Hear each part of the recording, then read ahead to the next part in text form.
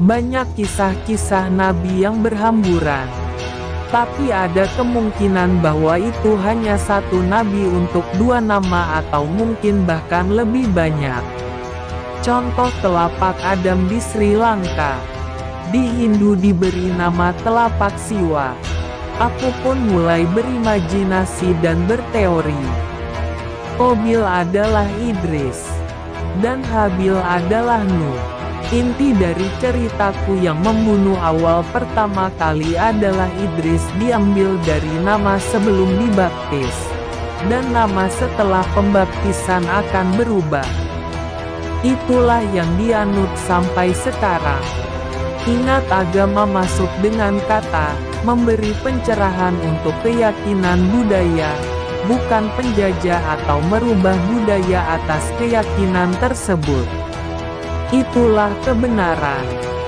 Lanjut cerita. Setelah Nabi Daud menguasai setengah dari peta dunia. Setelah banjir, Nabi Daud memberikan kesempatan bagi bangsanya, kalau ingin tinggal di sana silahkan.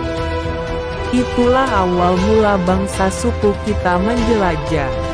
Menurut logika, kalau manusia fokus dengan kata, maka akan tenggelam dalam kata-kata tersebut.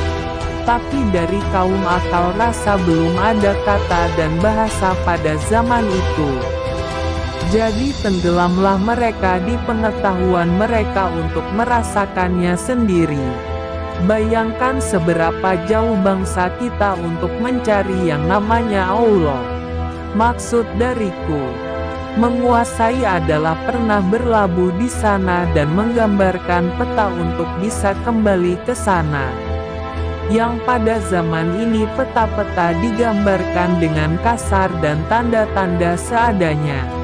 Dikarenakan zaman Daud tidak ada tulisan, bangsa Tenggara membawa batu-batu seukuran papan tangan. Setelahnya Daud menetapkan 2 pulau yang disinggahi yang terbanyak sumber dayanya untuk membuat kerajaan. Inilah pulau yang sampai sekarang terkenal dinamakan Atlantis dan Lemuria. Kedua pulau ini saling berlomba akan ilmu rasa tertinggi untuk kaum akal rasa dan untuk budaya barat disebut dengan sihir. Dari sini bedanya akal rasa dari semua kaum. Semua kaum meminjam kekuatan kuasa yang lain sebagai media dengan kalkulasi dan perhitungan yang tinggi. Tapi kaum rasa tidak memakai media atau alat.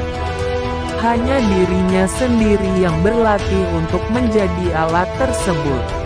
Dari sinilah nama Syam mulai ada atau disebut juga pengetahuan. Kalau di pewayangan disebut Sabdo Palon atau nama panggilan yang terkenal adalah Semar, bisa dipanggil juga Samar atau Kabur, buram. Dari sinilah kitab Zabur terbentuk.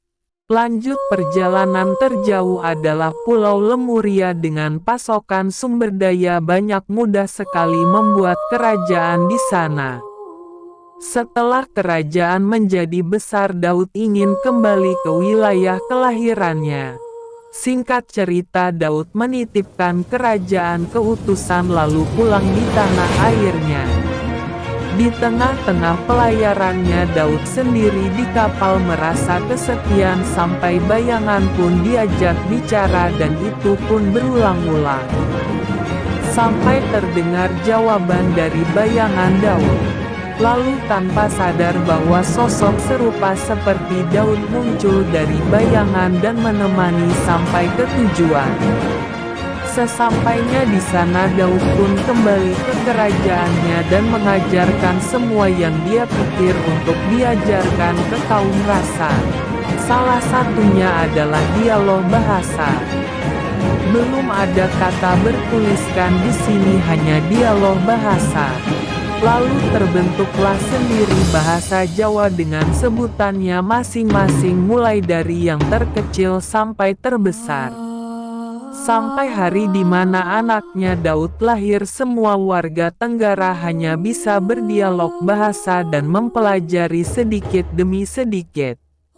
Dari sini sebutan Daud untuk kaum lainnya, tapi kaum rasa menyebutnya dengan Semar, yang sesuai kitab diwariskannya Zabur.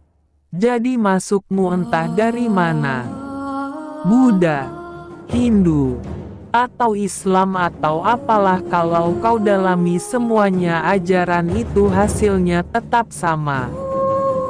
Tan kena kinayang apa?